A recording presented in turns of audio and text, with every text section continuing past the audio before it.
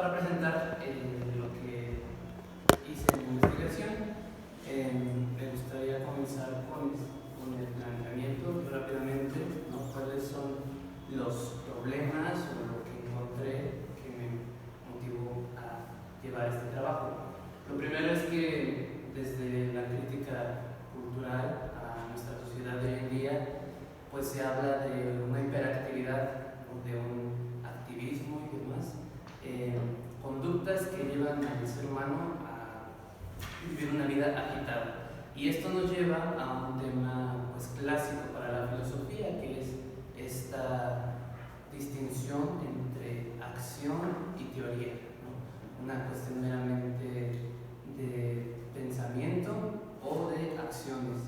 Y uno de los autores más contemporáneos, que es surcoreano, ensayista, Byung-Chul Han, que trae ese tema.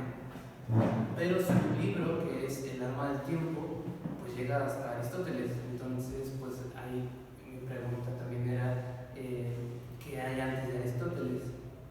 Y bueno, sus otras fuentes pues son las propias orientales, ¿no? Desde el budismo y demás. Entonces, bueno, ¿cuáles son los fundamentos prearistotélicos de esta vida teórica, de esta vida contemplativa u ociosa?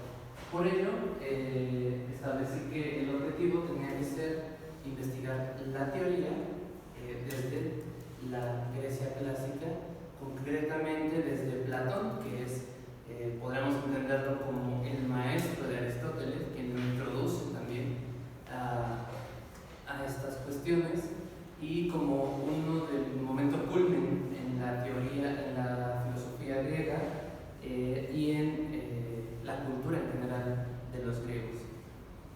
Y partiendo de la hipótesis que nos lleva a comprender la teoría, la contemplación como una forma especial, particular de ver, que tiene que ver con algo muy concreto, que era el observar los espectáculos, las obras de teatro que se presentaban, y también con la naturaleza. Cuando se torna más filosófica, se pasa de ese entretenimiento, de esa religiosidad, a una vista más racional, ¿no? Es el momento del famoso paso del mito al logos, que está acompañado por esta concepción de la teoría, de la mirada. Y Platón, ¿por qué en especial? Porque él sintetiza el espíritu helénico y pues lo distribuye, lo promociona, por decirlo así, con sus diálogos, con sus obras y también con su academia. Allí fue donde Aristóteles se introduce.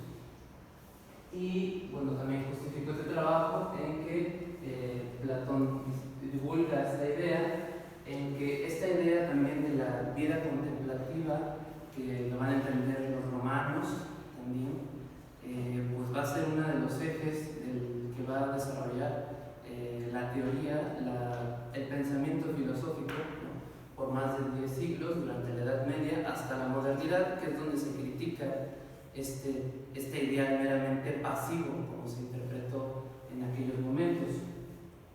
Luego también está, pues ahora para nosotros, ¿no? Cómo entender o qué nos puede enseñar o contribuir justamente estas ideas antiquísimas para, pues, para formar parte de nuestra vida contemporánea, ¿no? Entonces, profundizar en esos elementos para sacar como el ocio, el silencio, pues nos podrán ayudar en esa primera situación, que era la actividad. De ahí, pues, cuáles fueron los resultados de la investigación. Para pasar eso, pues, brevemente, supongo que la metodología que usé, pues, fue este análisis histórico, filosófico, de la palabra teoría, un poco también motivado por aquellas genealogías, ¿no? Como lo usaba, como lo usaba, pues pienso ahora en Nietzsche o Foucault, ¿no? La genealogía del concepto, ¿no? Haciendo una memoria de cómo se usaba, de las ideas más relevantes, ¿no? Para entender cómo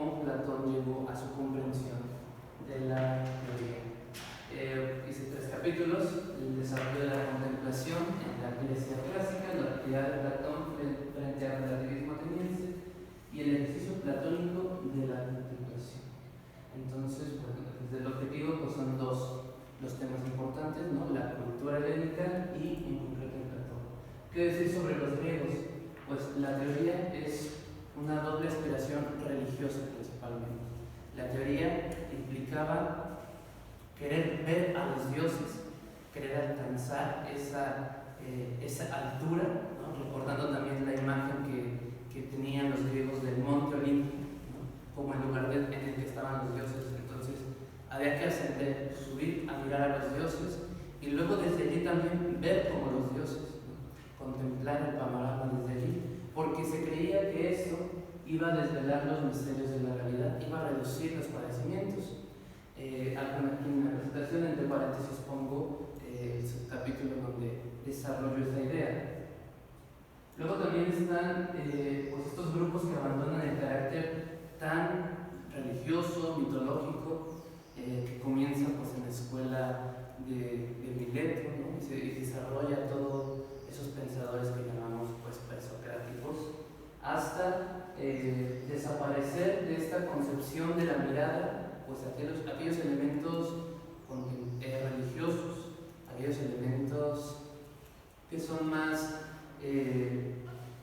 festivos, ¿no? Cuando pensamos en las Olimpiadas, en las obras de teatro, ¿no? como las auténticas celebraciones de la cultura, van quitando todo eso, pero no el aspecto del conocente, ¿no? De conocer la realidad, de ver, de profundizar en esa realidad que se mira.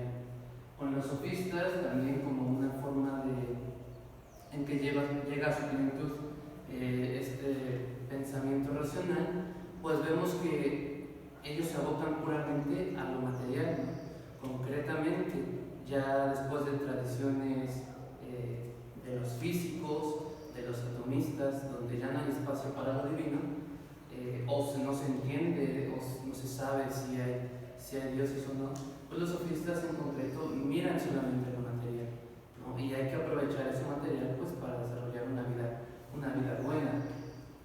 Como antítesis a esto, pues aparece Sócrates, que dice que es posible alcanzar por miradas particulares una definición pues, más universal, ¿no? A través de su método, como lo es la mayéutica, pues también va entendiendo que la mirada, por así decirlo, en marco de este concepto, la mirada pues, puede trascender, ¿no? A esas definiciones universales, desde cosas bellas, cosas justas, hasta la belleza, la justicia. Entonces, bueno, todo esto es lo que va entendiendo Platón, y junto a una lectura de la historia pesimista, porque pues, Platón va entendiendo que la cultura griega va para menos, porque asesinaron al hombre más bueno de la polis. Entonces, desde esta lectura pesimista, Platón va también a querer enseñar a sus compatriotas, a sus conciudadanos, a ver mejor, ¿no? Que es esto de la teoría. Y entonces, Platón recupera el carácter trascendente, ¿no? Recuerda que pues, lo material nos lleva a realidades más allá de lo que nos aparece solamente. Ya no habla de inspiración divina, ciertamente, él también es parte de esta ilustración, como se ha dicho en Grecia. Esta mirada entonces va a ser racional. Esto entonces, él propone una mirada que es convertir no solamente como un ejercicio intelectual, sino como un estilo de vida. El filósofo tiene que ser como que sabe mirar, que sabe atender a su cuerpo solamente de forma lo indispensable para que el alma sea la que mire mejor. Se llega a este conocimiento de sí, a este dominio de sí, y se asciende también, ya no al monte Olimpo, sino a un mundo celestial, ¿no? A un mundo distinto, donde allí encuentra pues, el sustento, cosas reales que son pues, las formas, las ideas. Esta labor del filósofo ciertamente pues, es deleitante.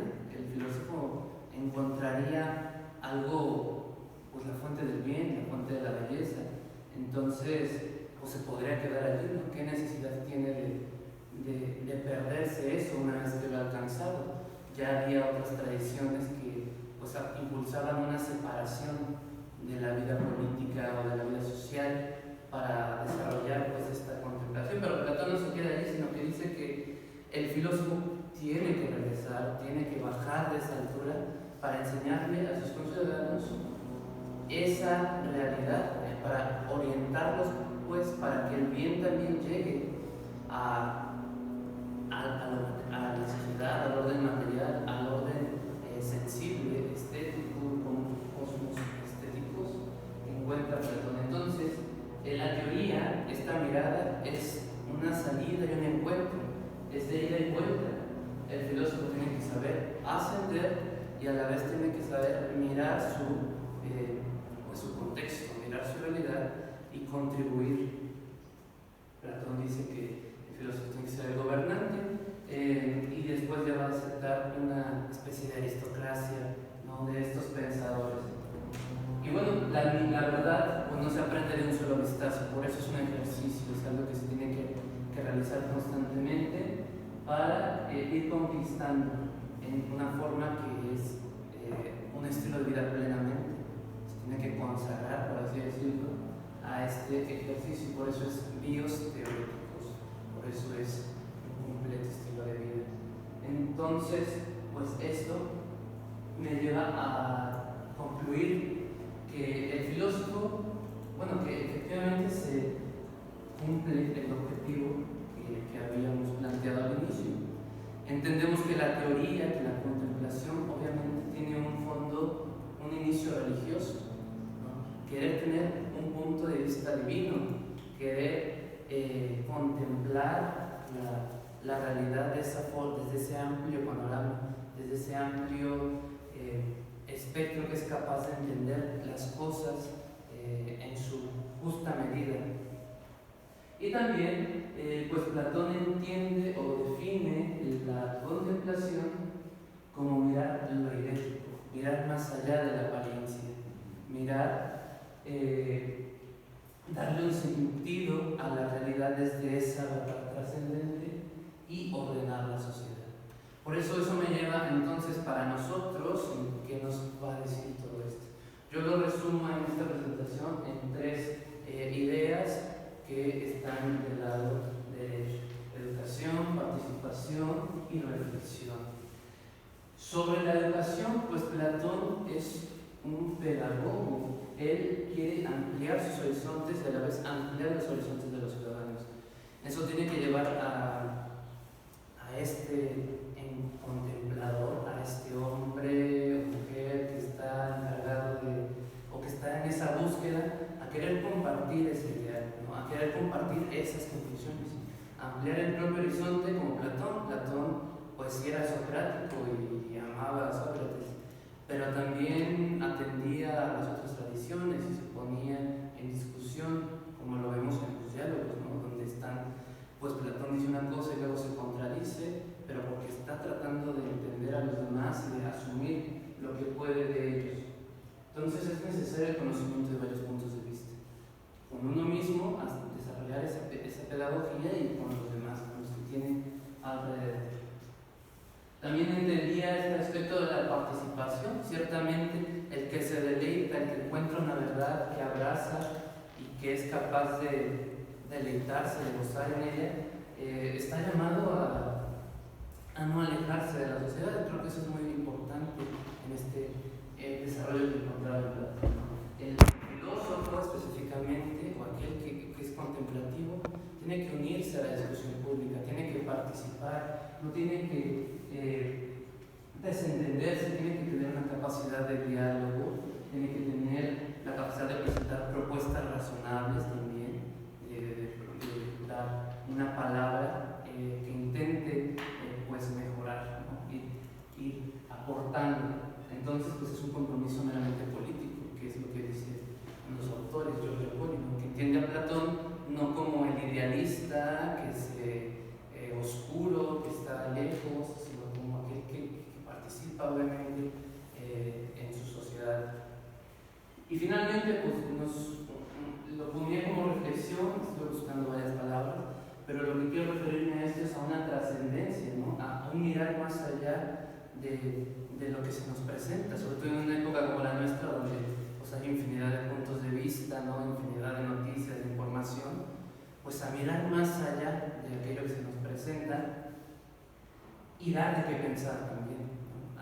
Igual en esta labor pedagógica y política, como vemos estos tres objetivos que encontraba pues se conectan mutuamente, y demorarse en eso que trasciende a la propia persona, que trasciende al propio individuo, ¿no? Que nos lleva más allá de nosotros mismos. Si yo lo ponía como lo religioso, espiritual, lo artístico, lo natural, ¿no? Que son esas prácticas que pueden parecer ociosas, que pueden parecer pérdida de tiempo, pero que nos llevan en el fondo pues a una humanización, ¿no? A sentirnos parte de algo. Entonces, bueno, yo era estos los logros que encontraba a través de este trabajo que contribuían pues al planteamiento inicial, ¿no? Que era pues contribuir, ¿no? A nuestro estilo de vida, a la vida actual, desde aquel clásico pensamiento del ocio, de la contemplación. Y bueno, eso sería todo por mi parte. Hasta aquí. Y ya, muchas gracias. Muchas gracias. Aparte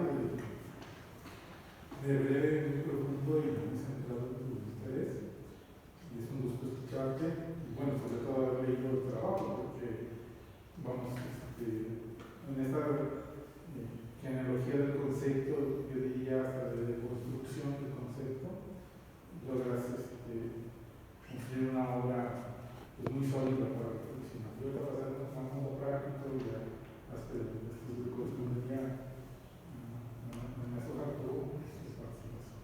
Gracias. Dos cuestiones finalmente. Me da mucho gusto verte y verte aquí. Eso es lo primero que me da gusto verte. Y segunda, felicitarte no porque llegaste hasta aquí, muchas personas llegan, pero así como tú has llegado con un muy buen trabajo, que es algo muy loable, se degustan mucho cómo después las palabras, no te quedas en una superficialidad, sino ahondas.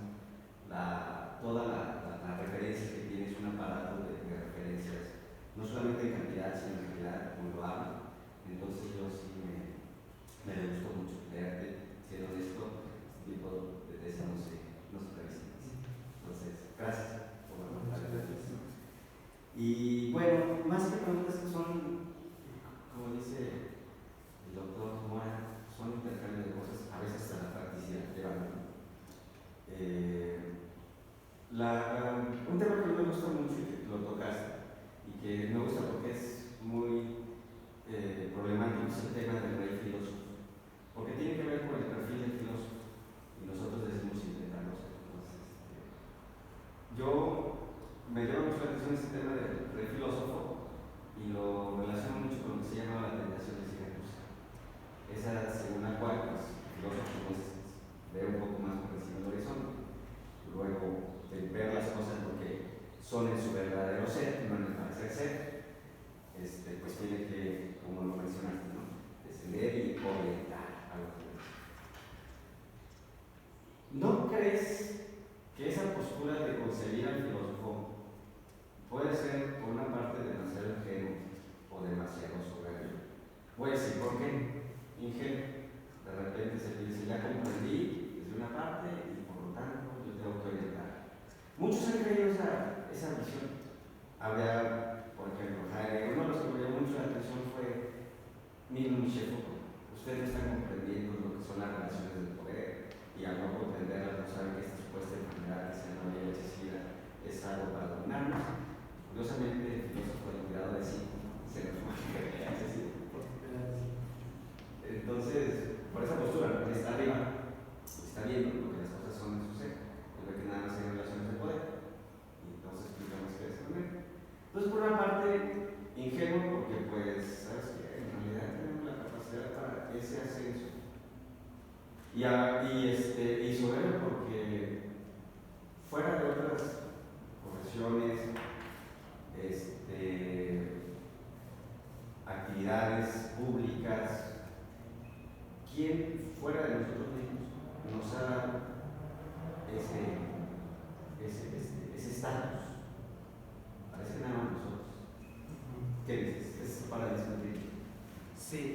también encontraba que a veces como que parecía que Platón cae en lo que está criticando, ¿no? Justamente de los sofistas, como identificarse en una autosuficiencia, ¿no? Y autorreferencialidad, porque si el filósofo es lo mejor, el filósofo es lo que mejor me va a decir que es una cosa y demás.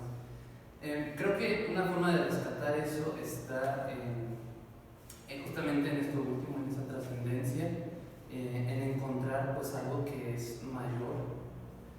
Creo que para nosotros podría ser la colegialidad, entendiéndola pues sí como algo que no depende solo de ti, sino que depende de los demás, ¿no? La formar el grupo. Yo creo que uno de los aspectos que no sea o que después se me ocurrió haciendo este trabajo era pensar en Platón en ese grupo, ¿no? Porque Platón no se quedó solo, sino que formó academia, ¿no? Entonces formó pues esa reflexión compartida, ¿no? Y él hablaba de dialéctica como diálogo, ¿no? O sea, ponerse frente a otro y en este intercambio de ideas, ¿no? Entonces yo creo que esa es una de las cosas que salvaría al filósofo justamente de perderse, ¿no? En esa autorreferencialidad de autosuficiencia.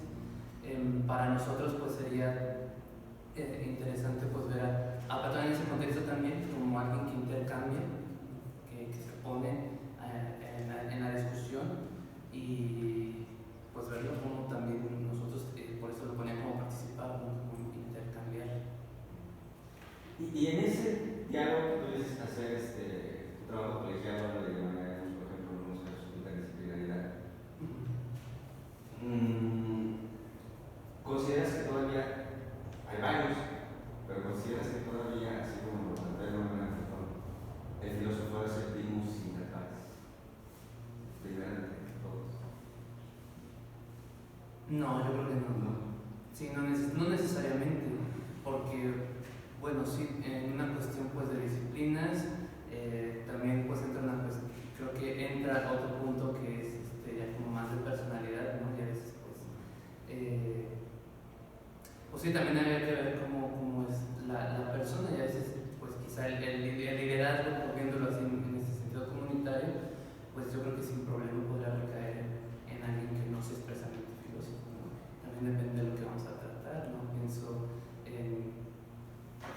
pues sí, en cuestiones que son quizá más técnicas y demás, pues a lo mejor la ayuda del filósofo no es quizá la de elegir, pero sí la de ir dando pistas por donde guiar la discusión.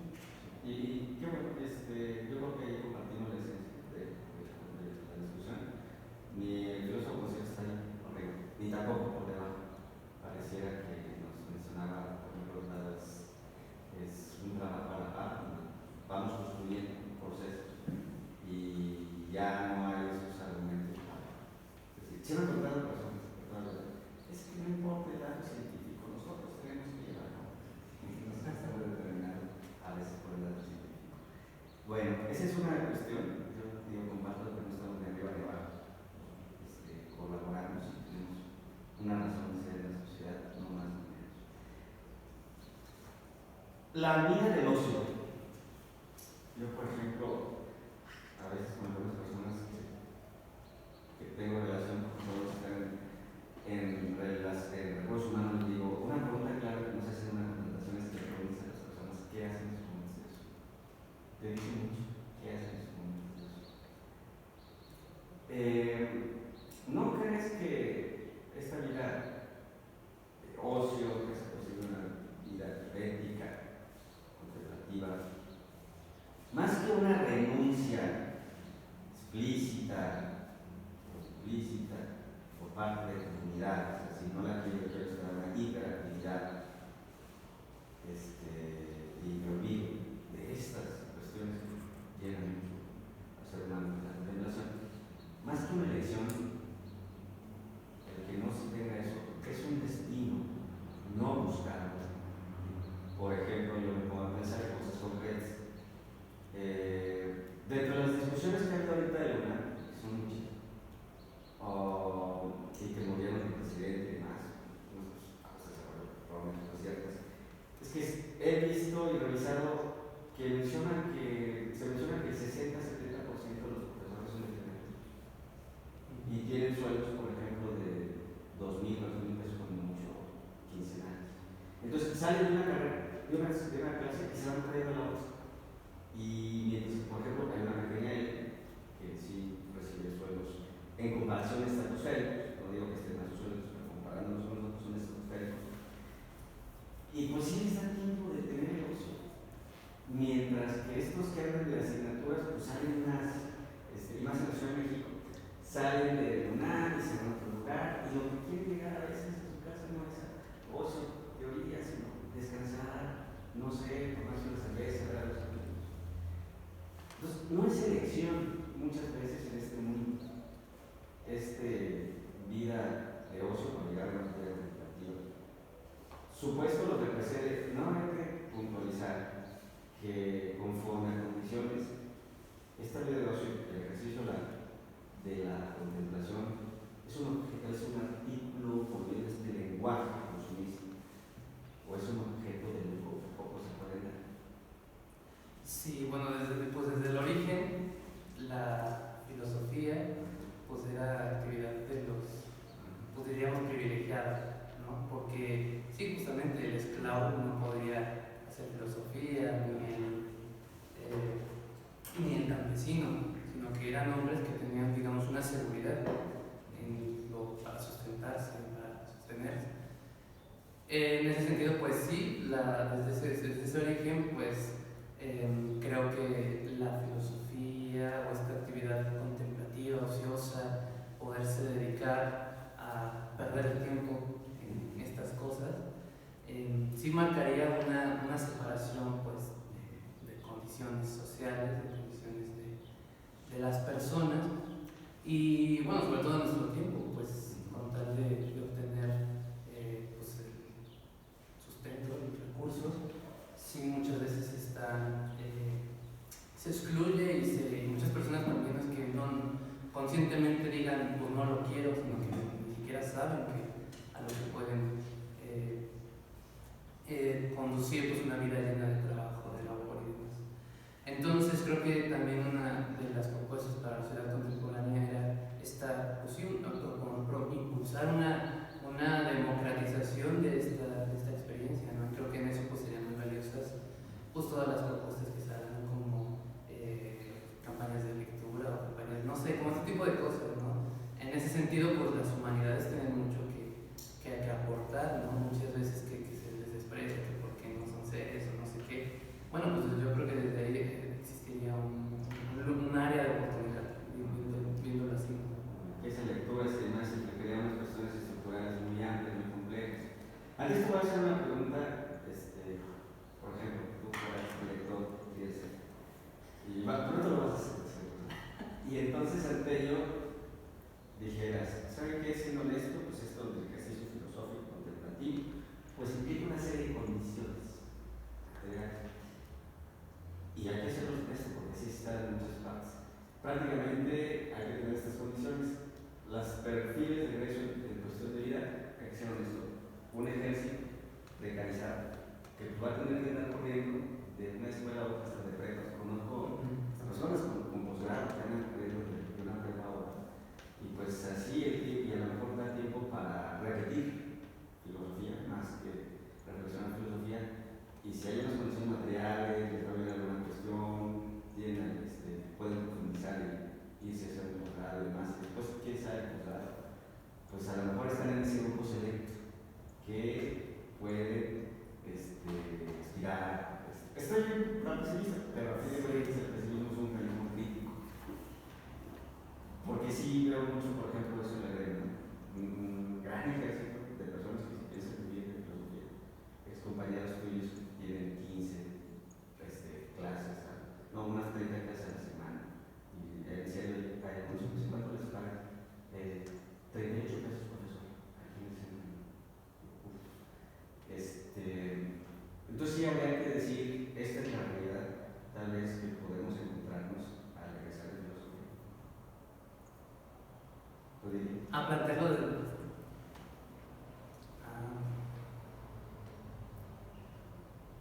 Pues yo creo que como que en honor a una cierta honestidad sí habría que plantear. Sí, es bueno, ¿no? Plantearlos. Yo te digo eso, Rolando Álvarez, dice, si vives por la filosofía, te da muchas cosas. No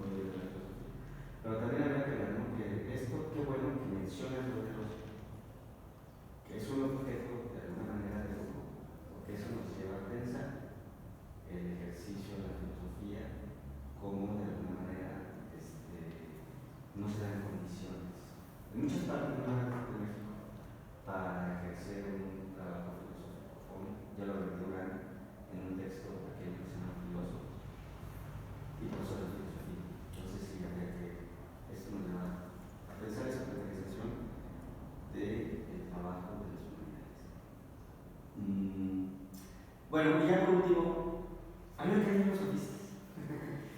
Me caen los sofistas, varias lecturas he realizado. Y esas lecturas a veces me hacen pensar que se les ha condenado muy despectivamente. Por ejemplo, no me acuerdo el nombre, una Ligeti, la filosofía de los sentidos.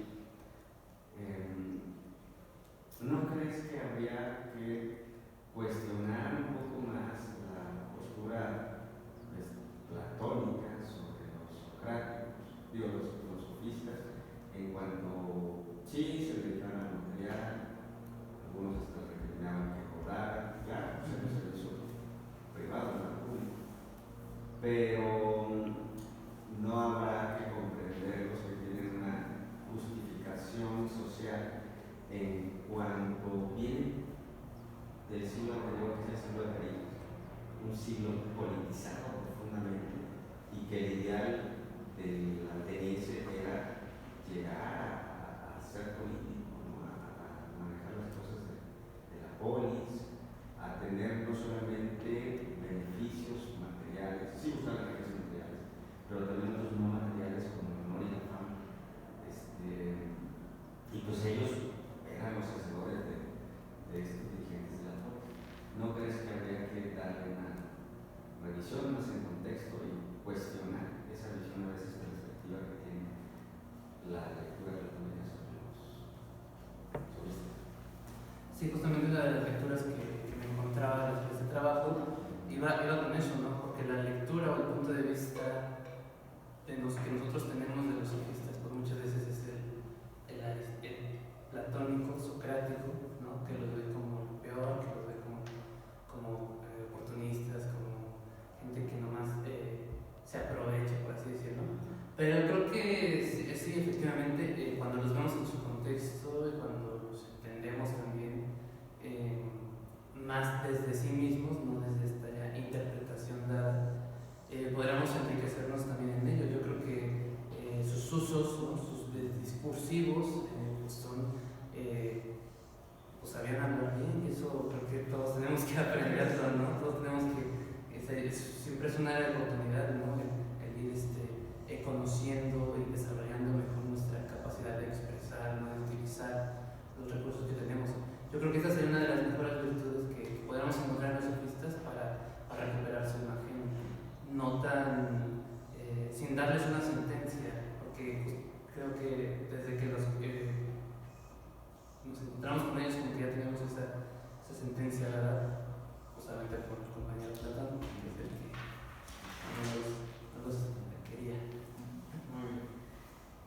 Y por último, ya, para terminar esto, es que hay tantas cosas que... Por último, el tema del valor de la apariencia, de la intensidad de la apariencia. Aquí, el doctor Mateos sabe infinidad de cosas de estética, y me llama la atención esa desvalorización de la apariencia por ir por el parecer ser. Y posteriormente, por ejemplo, pensadores como Federico Nietzsche nos recuerda este valor a veces más sublime, más evidencialmente intenso que el de la objetividad, de lo que las cosas son. ¿No crees que habría que balancear un poco y decir, habrá unas dimensiones donde debemos de buscar la objetividad, lo que las cosas son en lo realmente real, lo que nos diría de ti mismo, lo realmente real, pero habrá otras dimensiones de la vida donde valdrá más la apariencia que el objetivo,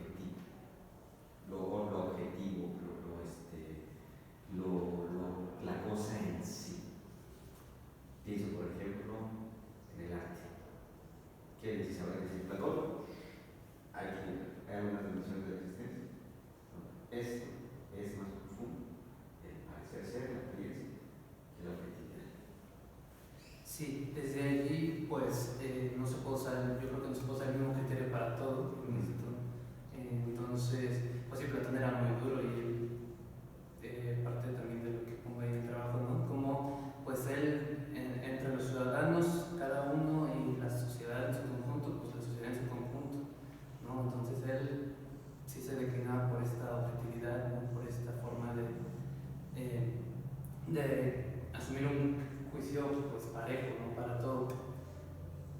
Y creo que sí, ¿no? Creo que siendo pues también como echando mano de la tradición propia, como que este recurso prudencialista, ¿no? O sea, una especie de, creo que también aprender a tener ese discernimiento, ¿no? Esa forma de bueno, en esta situación, en este caso, pues será más apropiado tal forma de juzgar, ¿no? Que sea justamente no tan, sí, eso nos llevaría, pues podría, bueno, entonces ¿cuál sería el criterio para ir descubriendo, ¿no? ¿Cuál es el criterio para ver en qué cosas sí, en qué cosas no, qué situaciones? Y asumiendo también pues la responsabilidad de eso que cada uno va, pues, va mostrando o va tomando mayor en cuenta en cada situación.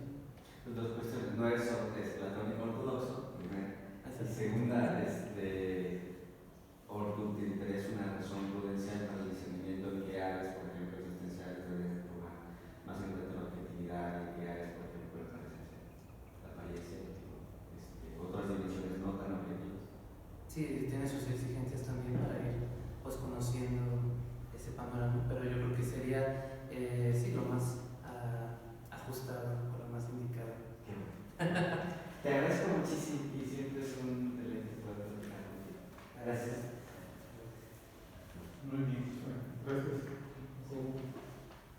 Y bueno, a mí me tocaría comentar algunas cosas. Igual, yo creo que tu trabajo es muy sólido. Yo felicito al maestro Martel por la dirección. Me parece que fue un acompañamiento muy sólido que se nota en la construcción formal del documento. Y pues se ve, como te decía hace rato, pues muchas desveladas y estar ahí pues haciendo todo este registro para sustentar tu pregunta, ¿no? Tu inquietud por hacer cosas. Yo te quisiera contar simplemente cosas a partir de lo que pusiste al inicio, y coincido contigo. Es una época en la que vivimos donde no hay bueno, siéntate mejor, porque estamos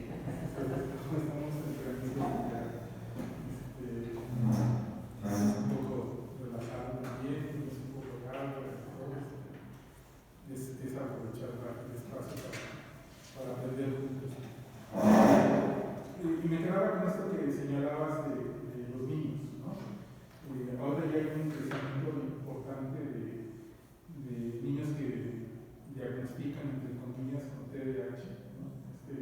Trastorno de atención y hiperactividad.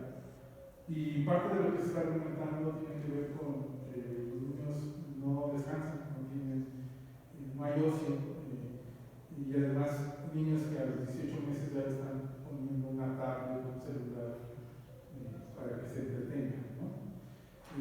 Tú sabrás que en el desarrollo vital y el desarrollo del cerebro, la parte de la corteza prefrontal, es la parte que nos permite la atención, acumular conocimientos y todo. Y un poco la idea es que cuando nacemos, esa corteza está lisa, vamos a decirlo así, y a medida que vamos desarrollándonos y vamos creciendo, se van haciendo las operaciones del cerebro, ¿no? Y eso se debe básicamente a que el niño, la niña está expuesta a tres cosas: a sonido, a luz y al movimiento. Y un celular, una tablet es eso, ¿sí? Estamos encontrando ya patrones muy continuos de niños que no pueden poner atención. Si fijaran, no sé, ahí lo voy conectando con la parte que aparece la contemplación, que al final de cuentas es educar una mirada y saber a dónde dirigir lo que vemos para revelar esa verdad que quieres ubicar, y está ahí. Y lo asocio también a lo que decía ahorita con diálogo en relación al ocio, ¿no? Al tema de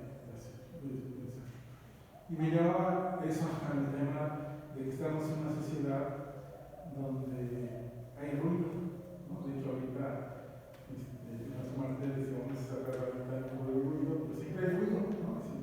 Los chavos llegan a la casa, la gente llega, prende la tele aunque no la vea, por el radio, es decir, hay una preocupación desmedida por no pensar. De hecho, alguna vez, por ejemplo, como anécdota, yo di un ride con mis alumnos en la universidad y apenas íbamos y me decían, el profe no tiene radio, no lo puede prender. Y dice, sí, ¿y por qué? Pues es que si hay silencio me pongo a pensar y no me gusta, ¿no? Es decir, hay un tema en la sociedad en la que estamos viviendo, pareciera que está sobreestimulando todo precisamente para no pensar y con mucha dificultad llegar a este estado de la contemplación, ¿no? Y un poco también rescato lo que tu documento propones, que es regresar como a la esencia de la palabra teoría, ¿no? Es decir, no solamente verla como esta parte de la racionalidad explicativa del mundo, sino también a la sensibilidad de poder percibir el mundo, ¿no? Es decir, y tú lo refieres a esta relación de praxis, ¿no? De teoría y práctica, de estar viendo cosas. Bueno, en ese contexto me gustaría preguntarte, ¿qué le dirías a los padres de niños, ¿no? Cuando vemos que están siendo expuestos permanentemente a pantallas, a tabletas, etc., y no le están dejando el espacio ni siquiera para aburrirse, ¿no? Para pensar, para que tengan silencio, ¿no? De hecho, una de las condiciones que se dice históricamente para la contemplación es que haya un silencio, no solo es difícil que haya silencio absoluto, ¿no? Pero un silencio mental, ¿no? De hecho, eso es lo que se propone, ¿no? En las meditaciones en general es poder serenar tu pensamiento para después permitirte ver cosas que normalmente no ves, ¿no? Entonces, un poquito, ¿qué les dirías en un mundo como este? ¿Por qué alentar el silencio, pensar, ver las cosas, permitir que estos niños descubrieran el mundo de otra manera, no por estas condiciones tecnológicas que ahora tenemos? Sí, bueno, yo pienso que son herramientas, son útiles las tecnologías, pero también, pues eso, también aprender a educarse a uno mismo, porque también luego a veces uno mismo es el que está allí, suena tantito y ya, entonces, pues aprender a educarse para aprender a educar. Sí, hoy en día pues sobreestimulamos, pensamos en el desarrollo, pensamos le hablamos al bebé y hacemos un chorro de cosas y le ponemos música para que se duerma. Y a medida que va creciendo el niño, pues va desarrollando esa necesidad, ¿no? Sin duda alguna. Y luego, pues ya no aguantamos al niño que anda de aquí para allá y que tiene que estar haciendo algo, ¿no? Entonces yo creo que comenzaría por allí, ¿no? Pues esto, por involucrar, por hacer ver que justamente el llenar de actividades o el llenar de estos estímulos puede traer esta parte, ¿no? Y que también esta parte pues como de hiperactividad, ¿no? Como de falta de atención. Creo que también allí hay una cuestión como de personalidades. Platón les llamaba almas, ¿no? Algunos tienen más alma racional, otros tienen más alma para hacer cosas, otros tienen alma más para visceral. Hoy en día le llamamos personalidad, algunos son más extrovertidos que otros son más introvertidos. Entonces, pues aprender a utilizar todos estos conocimientos, todos estos desarrollos, pues también para educar correctamente, ¿no? Y para que pues estas nuevas generaciones que están creciendo ya inclusive en realidades virtuales, ¿no? Que ya es un hecho que están aquí y que pues antes lo veíamos como novela, como ficción, ¿no? Donde el mundo virtual es cada vez más real, pero hoy en día creo que pues estamos ya cerca de algo así. Pues para ir también enseñando y educando a valorar pues lo natural, ir aprendiendo a educar en estas alternativas, ¿no? que son distintas, que son más ociosas, más pasivas, ¿no? A escuchar, no nada más a tener el ruido de fondo, ¿no? Sino a escuchar, la atención, que está cantando, que está diciendo, que está ejecutando, que está gritando, no sé. Pues sería también, como lo veo, como decía, ¿no? Como que no era la oportunidad ahí desde las humanidades, desde la propia filosofía, en ir promoviendo esa conciencia, ¿no? Gracias, José. Bueno, acaba de decir que Steve Jobs y todo el mundo que está no ha permitido que sus hijos tengan tablet, ni computadora, ni nada, ¿no? Los mismos genios de Silicon Valley han diseñado escuelas donde está prohibido que usen computadoras y hacen regulaciones de 15, 20 minutos, una hora máximo para que interactúen, ¿no? Y estamos encontrando que la gente está pasando de 5 a 6 horas diarias promedio frente a pantallas y celulares, ¿no? Entonces esto de no pensar pues nos lleva a no ver, a no mirar y no dar el paso a la contemplación como una posibilidad que nos permite ver y ver más allá y ver hasta, por así filosóficamente, ver hasta la nada, ¿no? Que ese es el tratamiento más rudo que hay de la filosofía, ¿no? Sin poder ver nada, ¿no? Y eso sería una de las cosas que han atrapado el pensamiento filosófico, ¿no? Que ahí todos viendo la nada, ¿no? ¿Qué es eso, no? Y regresar, como dices. También me gustó mucho que planteas, y creo que lo destaca Jacobo cuando plantea que la filosofía es acción, ¿no? Tú también lo pones cuando señalas, si no recuerdo cuando Marx plantea el tema de que parte de la filosofía, ¿no? Y dice, hasta ahora ha sido para explicar el mundo, ¿no? Y se trata de transformarlo, ¿no? Entonces, eso me lleva a que hace unos 20 años tuve la oportunidad de conocer a una orden religiosa católica, si no recuerdo, en Teotihuacán. Eran contemplativas y yo tuve mucha curiosidad de saber qué era eso, ¿no? Entonces, pues me permitieron entrar ahí a su convento, muy bonito, por cierto, ¿no? Realmente muy, muy bonito, ¿no? Y de pronto me explicaron cómo era su vida. Y era una vida dedicada a la oración y a la contemplación. Había un grupo de personas que contrataban a la orden para pues, hacerles las tareas de aseo, comida, etc. Pero a las 6, 5 de la mañana empezaban a estar en su capilla y ahí se la pasaban y después se iban turnando para ir a comer, sus necesidades, dormir, ¿no? Pero todo el tiempo había alguien, día y noche, en contemplación a la imagen religiosa de su orden, evidentemente a un Cristo, ¿no? Crucificado.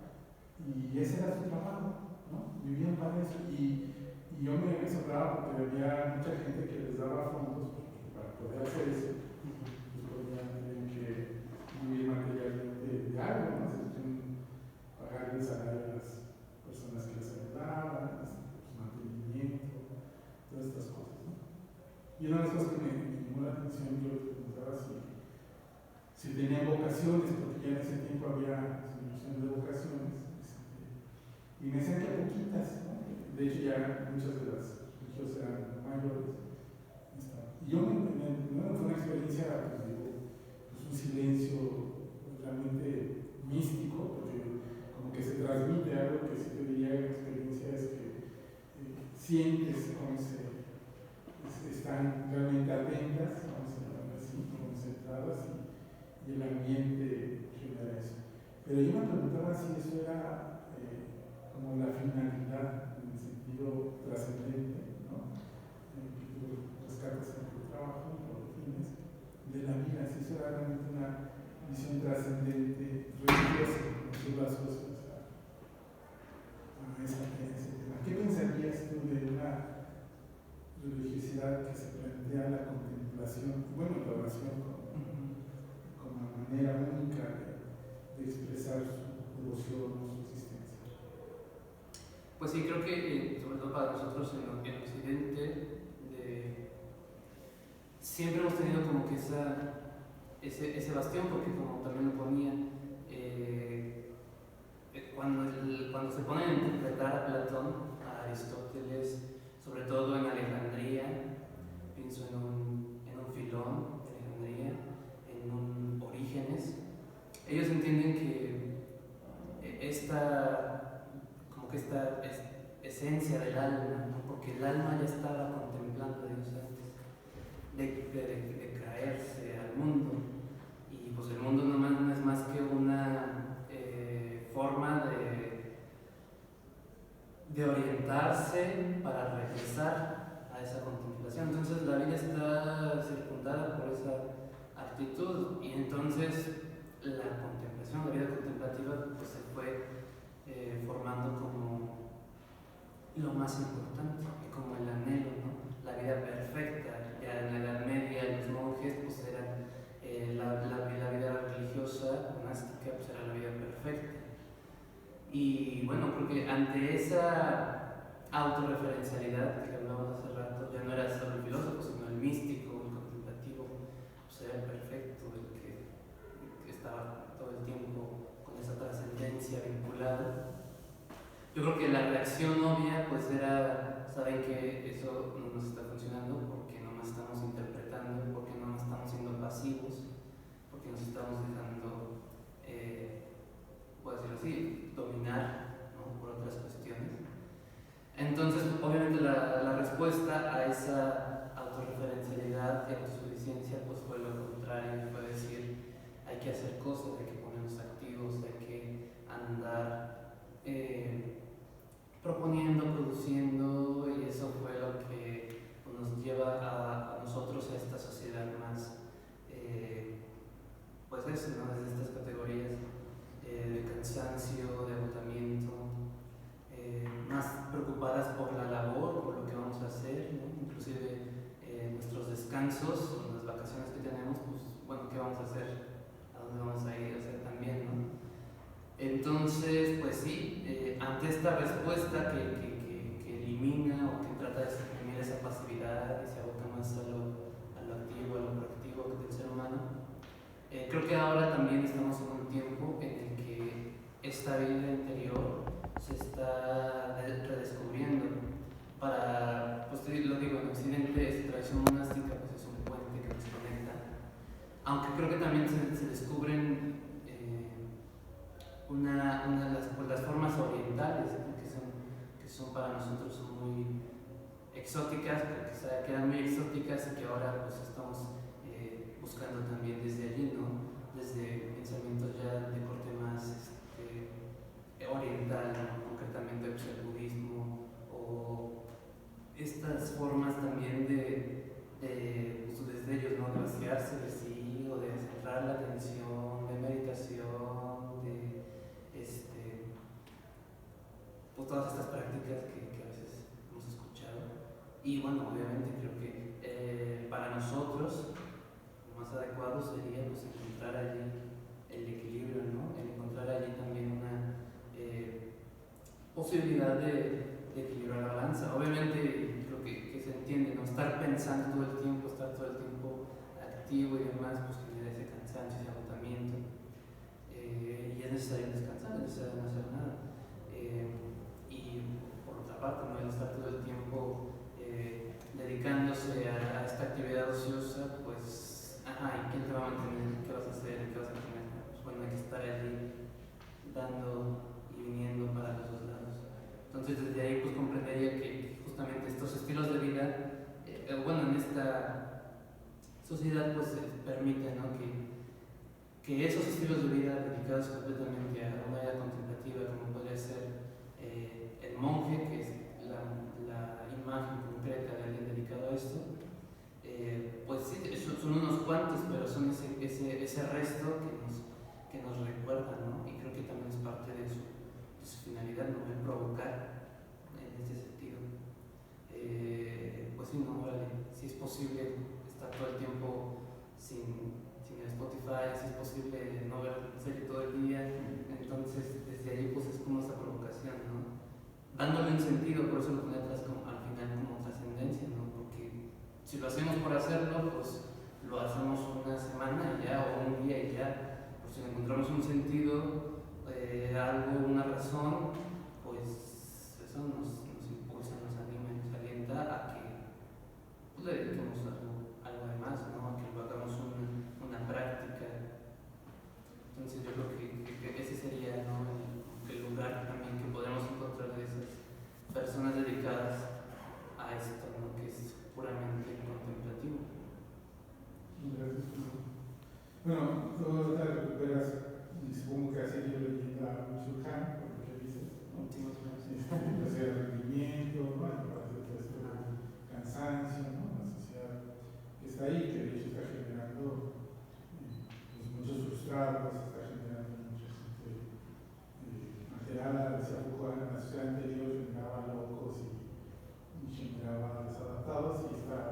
esto ya está generando gente cansada, con no sabe qué hacer con el tiempo libre, ¿no? Y hay que llenar, ¿no? De hecho, el capitalismo ha sido capaz de vender la idea de que el tiempo es oro, ¿no? Y entonces hay que usarlo siempre, ¿no? Entonces ya tienes gimnasios de 24 horas, supermercados abiertos todo el tiempo, tiendas de conveniencia, farmacia, ¿no? Es decir, y no solamente el capitalismo entendió que tenía que tener entretenida a la gente, creó la rotación de turnos, ahí ha sido realmente un ejercicio de fuerza, de poder, para tener ocupada a las personas, ¿no? Pensar es algo que puede generar problemas, ¿no? Entonces, la toma de conciencia, en esta parte de la contemplación, pasa precisamente por el darte cuenta, ¿no? Y nadie se puede dar cuenta por otro, por más que llegue alguien de diga cosas, te puede ideologizar, te puede hacer muchas cosas, pero el darte cuenta tú es lo que permite que la gente se comprometa a un cambio, tome decisiones, deje una adicción, ¿no? Es un mundo interior. Y pensaba que ahora que hemos padecido la pandemia, ¿no? Yo veía en muchos casos una cosa que lo relaciona con tu trabajo en tu práctica, ¿no? Es decir, mucha gente estaba muy tensa, histérica, ansiosa, depresiva porque no podía salir, ¿no? En la contingencia, ¿no? Nosotros más o menos fuimos un relajo en México, no fue como en España, en Francia, en Alemania, que el confinamiento fue rudo, ¿no? Es decir, en Italia, con policías en la calle, etc. Aquí hubo confinamiento, la gente que tuvo más conciencia del tema, no todos, ¿no? De hecho, pues no hemos resuelto el tema que está aquí en México, pero el tema es que había un temor por salir, ¿no? Y yo escuchaba, y yo también llegué a decirlo a algunas personas cuando decían, es que ya quiero salir, no sé qué, y entonces, bueno, ¿y por qué no, en lugar de salir, te metes en ti? ¿No? En lugar de estar preocupado por salir, porque no te preocupas por entrar, ¿no? Es decir, a una reflexión interior, ¿no? Y un poco tal lo asocio con tu respuesta en relación a darnos la oportunidad de pensar, de sentir, de no hacer nada, de perder la mirada. De hecho, los ejercicios de meditación zen, ¿no? Lo que se acostumbra es aparte de crear un ambiente, es ejercitar la mirada, por ejemplo, ¿no? Es decir, que dice, ve un objeto, ¿no? Céntrate en el objeto y después deja de verlo, ¿no? Y ve lo que hay más allá del objeto, ¿no? Que es justo lo que narras tú en muchas de esas experiencias que construiste en el tiempo. Esa es la constante, el poder ver algo, ver más allá de eso que está ahí, de eso que está como representación de lo real, ¿no? Y poder ir más allá de eso y preguntarte cosas. Y al final de cuentas es la filosofía, ¿no? La posibilidad de preguntar y interrogar todo, ¿no? El mundo como está ahí. Entonces todo eso me lleva a decirte, a preguntarte, si en este ejercicio tú has podido darte la oportunidad de buscar este equilibrio, de darte tiempo para contemplar, para darle sentido a esta teoría, ¿no? Tomar algo y pensarlo y después sentirlo, percibirlo, no sé si te hace. Porque eso se ejercita, en el mundo occidental nos quitaron esa posibilidad hace mucho tiempo, por eso estamos como locos trabajando, viendo, ¿no? Tiempos y reloj y todo, pero te has dado la oportunidad tú como persona de ayudarte a esto que nos propones, que es como reivindicar, al final de cuentas, la teoría como concepto, palabra, y la contemplación como proceso. Sí, sin duda el tiempo de confinamiento, sobre todo el año pasado, pues fue una experiencia muy violenta en ese sentido, porque era un temor muy grande el salir, ¿no? El estar, el rodearte, y sin duda esa fue una de las oportunidades, o quizá la oportunidad, ¿no?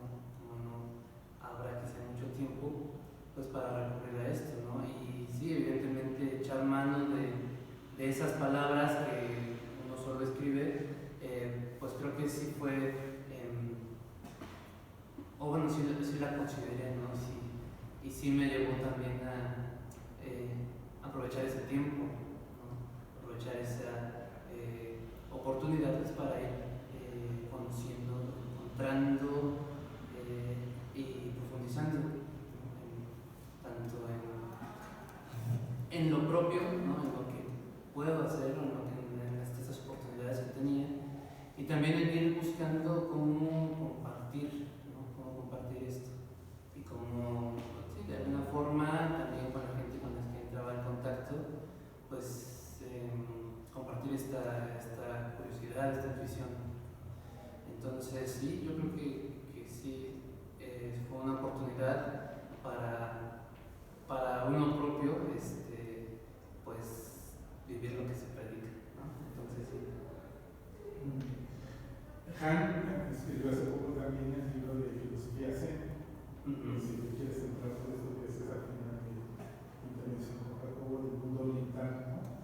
Me parece que hay una serie de cosas que pueden ayudar a rescatar de alguna manera esta serenidad y tranquilidad que necesitamos para la contemplación, para hacer filosofía, ¿no? Muy bien. Buenas noches. Muchas gracias. Bueno, primero agradecerles, queridos colegas, por su atenta revisión del trabajo de Josué. Se sale un poquito de los estándares en varios puntos y creo que con un saldo muy positivo. Muchísimas gracias por ello. También felicitarte, Josué. Tú sabes que vivimos las etapas de ascenso, como tú hablabas hace un momento, y fueron exitosas. Tienes una fortaleza, una interés y un talento muy bien relacionados, muy bien acompasados, y eso creo yo te llevó a este feliz resultado. Yo quiero preguntarte algo que en buena medida lo voy a poner en este término, es un balance. Las tres preguntas que te voy a hacer son sobre el balance. Yo sé que escribiste, lo disfruté mucho, sé incluso en dos momentos estuvimos casi entramos a polémica, pero bueno, tú siempre encontraste un punto equilibrado que satisfacía todos mis ánimos de morderte, ¿no? De bajarte, ¿no? Tú seguiste ascendiendo. Y entonces el primer balance que yo quisiera pedirte que nos pudieras hacer es en relación a la oposición vida activa, vida contemplativa. Cuando tú al principio de tu exposición mencionaste que nuestra vida actual es, utilizaste el término agitada, es una vida agitada. Vamos por todos lados y bueno, el profesor Jacobo también hizo hincapié en que eso de llegar ya a las últimas para querer nada más buscar el mejor momento para caer rendido, nos resta ese sentido de ocio que se refiere a la recuperación de uno mismo y de la interioridad que va siendo ocupada por el ruido, por las infinidad de preocupaciones, distracciones, espectáculos y cosas que finalmente no dejan espacio, ¿no? Interno. Mi pregunta es este estilo de vida actual, de esta agitación permanente que parecemos así, no sé, unidades subatómicas, no nos detenemos en nada, e incluso hasta dormidos, hay métodos para estudiar idiomas, estando dormidos, ponen unos audífonos que dicen que ya terminas hablando chino, ¿no? Para ya entender, o coreano, en pocas semanas. Este estilo de vida queda en la noción de vida activa, de vida práctica. ¿Le queda? Esta es la categoría con la que lo podemos calificar, sí o no, y si es el no, ¿cuál pudiera ser la categoría, digamos, porque en filosofía, si algo pretendemos hacer es utilizar medios conceptuales para tener una región comprensible, ¿no? ¿Cómo ves? A nivel de balance, repito, y eso lo escribiste, a nivel de balance, ¿qué noción es capaz de definir, de circunscribir el estado actual de esta vida que tiene más de agitada? Yo creo que sí se lo encontraremos dentro de la vida activa, pero pues sería su radicalización. En ese sentido también está este término de hiperactiva, ¿no? Vida hiperactiva, como a la concentración plena en ese lado de la balanza, ¿no? En el buscar, Hannah Arendt lo ponía como la acción, la labor y el trabajo, sí, estar, ¿no? Como hiperactividad.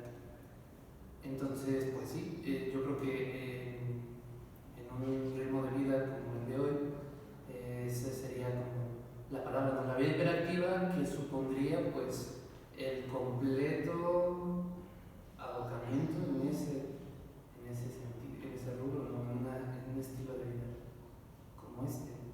Sí, de acuerdo. Segundo balance sobre Platón.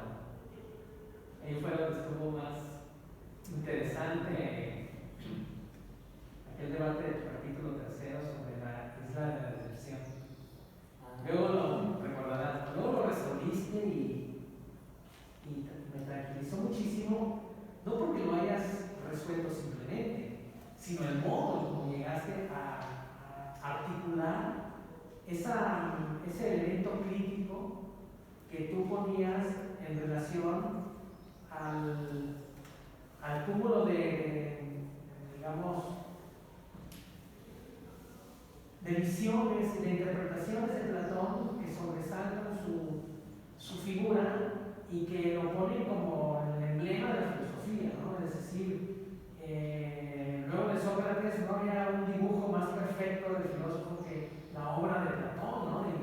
Y todo lo demás es notas a pie de página, o sea, hace bueno, ¿no? Y tú hiciste una recapitulación, un balance muy justo. Sobre ese quiero preguntarte porque al final ahorita estoy redescubriendo que tu análisis de Platón, sobre todo de los términos en los que tú ves que baja a visualizar una función social de la filosofía, cosa que también mis colegas hicieron hincapié de una manera muy puntual, para la filosofía es lo más importante. Recuerdo haber escuchado esto del propio Alain Badiou, que decía, no señores, esa interpretación de la palabra bien es una verdadera tergiversación de lo que quiso decir Platón. Platón que decía, cuando el Platón maduro, el Platón de la República, quería decir con bien, el bien común, era un bien horizontal, ¿no? O sea, se ha sido extrapolado, y en ese sentido yo veo que estás decantando esto a un horizonte y no a una situación más dominada por lo vertical, es decir, un Platón político, dijiste hace un momento, ¿no? En este balance, como revisaste fuentes abundantes y contrastantes, ¿con qué Platón te quedas? ¿Quién es Platón exactamente? Porque al transcurso de tus lecturas fuiste creando y fijando de unas zonas medio mal enfocadas o tendientes a enfocarlo, al final enfocaste una figura de Platón. ¿Con cuál Platón te quedas? Bueno, sí, en ese momento como que me dejé llevar por la crítica de Platón, porque justamente, sobre todo en la modernidad, pues el enemigo va a ser Platón, ¿no? Se acusa a los valores judeocristianos y al platonismo, ¿no? Justamente por todo lo que podemos encontrar y que, pues sí, ¿no? El dualismo o esta... Sí, bueno, yo creo que sobre todo es el dualismo, ¿no? Pero creo que entiendo, acabé por entender a Platón en esta forma, que es un Platón que también va aprendiendo, que va conociendo, que se va desarrollando. A veces pensamos en Platón y pensamos que desde el primer diálogo ya sabía todo, ¿no? Ya tenía toda su filosofía hecha. Entonces creo que entiendo a Platón en este sentido evolutivo, ¿no? Desde sí, que va dialogando con los principales actores de la cultura, que llega a reclamar el puesto de educador de Grecia, ¿no? No solo así, él dice, Homero es el educador de Grecia, y pues, también uno de los autores dice que él lo señala así porque él reclama después ese lugar. Entonces me quedo con esa imagen dinámica de Platón, un Platón que está aprendiendo, que está desarrollando, que tiene un compromiso social, político, y desde ese compromiso pues empieza a elevarse, ¿no? Y no se queda arriba, sino que este recorrido que yo he presentado, pues yo creo que es un recorrido que él mismo realizó y fue lo que lo llevó a convertirse en Señor. Bueno, último balance. Tercero y último. Es sobre el consumo. Para cerrar con broche de oro, bueno, no sé si hay alguna intervención más de mis colegas, pero para cerrar con broche de oro, Josué, todo esto que hiciste en gran mérito, luego después te voy a decir exactamente a mi juicio qué es gran mérito, da lustre, da culminación a una etapa de tu formación filosófica. ¿Cómo se integra o qué aspectos de esa formación filosófica se integran a tu formación personal, a tu formación intelectual en general? Bueno, yo creo que de las más importantes pues está en ampliación del horizonte, ¿no? Como lo ponía también un poco en la introducción,